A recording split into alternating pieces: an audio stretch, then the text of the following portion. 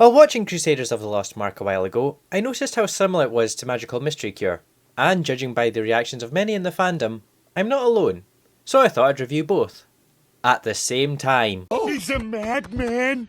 A madman! It's Larson vs Rogers, pre-Lornfaust leaving versus post-Lornfaust leaving. Twilight Sparkle versus the CMC. Let's get ready to rumble!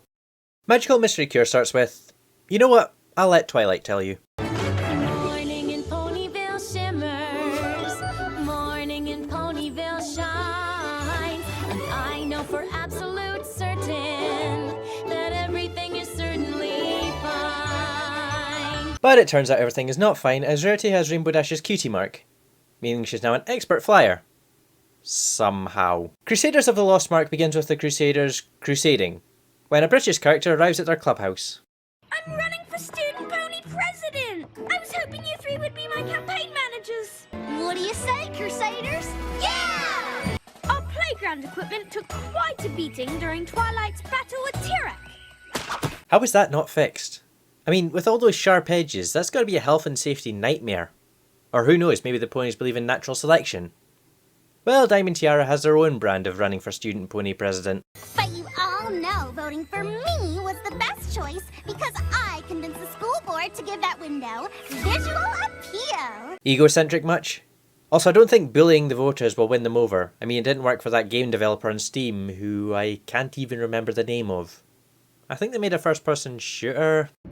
I've a tiny suggestion that you should be aware. I don't recall asking you to speak. Twilight gets Spike and heads to Rainbow Dash's cottage to try to get to the bottom of why Rarity is doing Rainbow Dash's job. I wish someone else would do my job. But Rainbow Dash has her hands, hooves, full as it is. Actually, they've all swapped cutie marks. Mind you, how is Pinkie Pie that bad of a farmer? Didn't she grow up on a rock farm? The votes have been counted. The student pony president is Pipsqueak!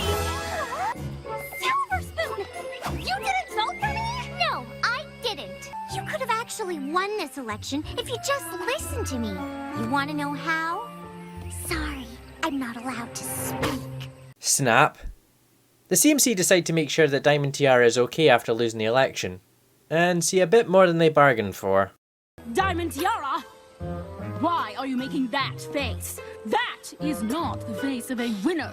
I'm actually surprised that they put something like this into this show. I mean, parents are very influential in their kids' development, but let's be honest, there are times where they steer their kids into directions they want, not necessarily what's best for their kids. And if the latter is shown, it's usually to the living through your kids degree. Not this extreme, I suppose. Nor do they go into the impact that has on the kid. I've been told my whole life what to do, what to say. No pony showed me that there might be some better way. And now I feel like I'm lost, I don't know what to do. The ground is sinking away, I'm about to fall through. Let be the pony I wanna be. Twilight and Spike head back to Golden Oaks, and Twilight recounts the events of the night before. Last night when you were taking one of your 7-hour bubble baths, I got a special delivery from the princess. From one to another, another to one, a mark of one's destiny singled out alone fulfilled. I cast the spell so I could find out what it was, but nothing seemed to happen. The spell has changed the elements of harmony. Yay! Twilight screws up again! So just cast a counterspell to switch him back.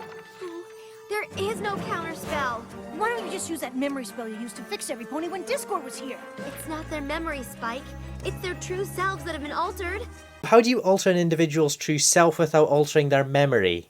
That makes no sense. Well, Twilight goes to have a mope. The next day, the CMC invite Diamond Tiara back to their clubhouse, which I think even surprised Diamond Tiara, although probably not as much as the CMC are to Diamond Tiara's reaction to their efforts. You three are really lucky. You get to explore all these options, learning who you really are before you're stuck with something you don't understand. I should say, this episode is adding some much needed character to Diamond Tiara, because before she was just this stereotypical bully character. At that moment, Pipsqueak arrives. I was at the school board meeting and they didn't approve my request for the new playground equipment.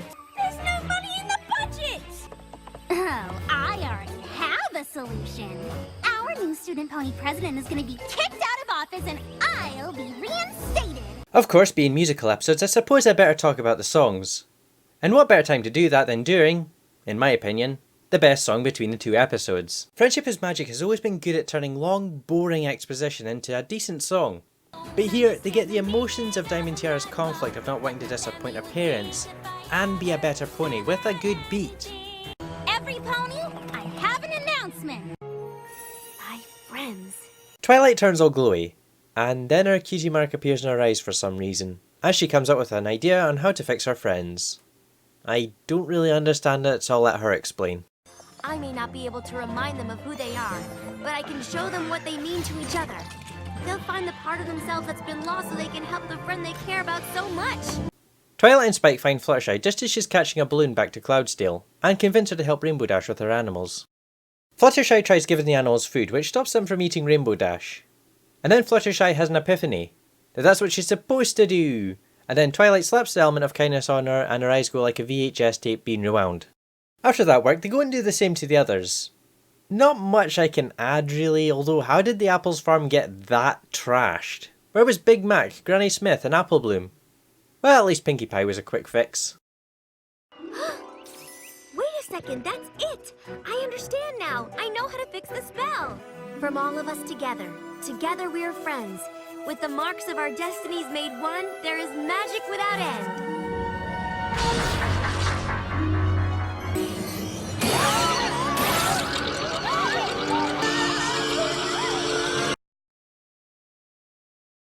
While that's going on, Spoiled Rich sees Diamond Tiara with the CMC, or as she calls them, lowlifes.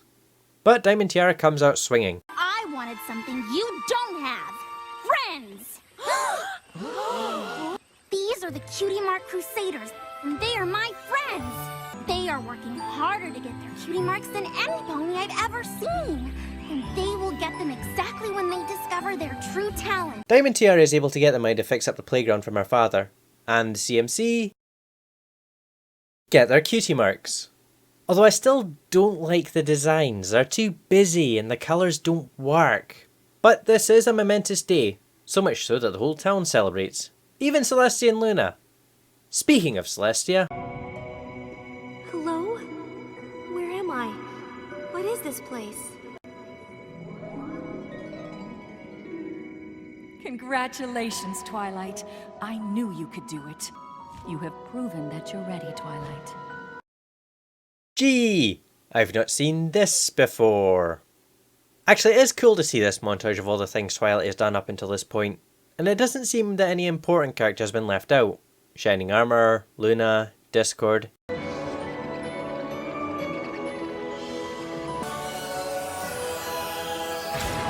Twilight's become an alicorn. Next, I'll be planning a coronation. We are gathered here today in celebration of a momentous occasion. My most faithful student, Twilight Sparkle, has done many extraordinary things since she's lived in Ponyville. But today, Twilight Sparkle did something extraordinary.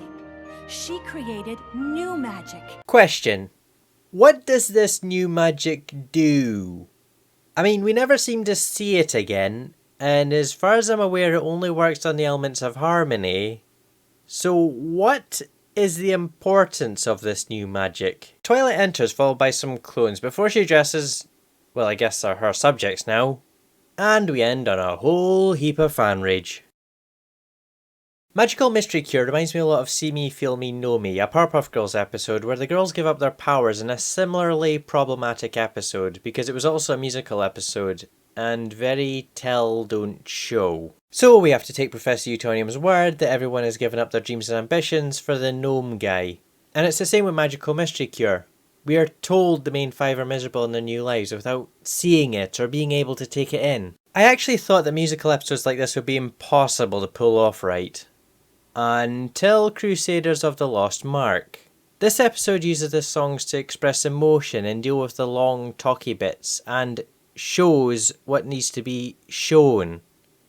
That said, for as long as I've been watching this show, boys have been asking, would the CMC remain friends once they got their cutie marks? And is it just me, or does it seem like giving them the same cutie mark is a way to dodge answering that question? So which is better? I could give the cheaty answer and say that Crusaders of the Lost Mark is better because the staff at DHX are more practiced at making episodes. However, in this case, that's wrong. Crusaders of the Lost Mark works on its own as a single part musical episode, even without the build-up of the previous episodes, because the conflict of the episode is much better shown, and the songs aid the story rather than being the driving force. Whereas Magical Mystery Cure has the feel of an episode that really should have been a two-parter. Sorry Larson, the princess is in another castle.